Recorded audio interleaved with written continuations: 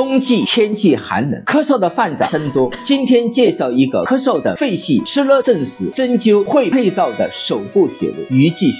鱼际属手太阴肺经上的营穴，有着清肺泻热、利咽止痛的作用。鱼际的际是指边际的意思，因为穴位在拇短窄肌，指对掌肌的边缘，其处肌肉丰隆，形如鱼腹，所以被称之为鱼际。穴位一是可用于咳嗽、卡血、咽干、咽喉肿痛、失音等肺系湿热病症；二是可用于掌中热；三是可用于小儿干肌。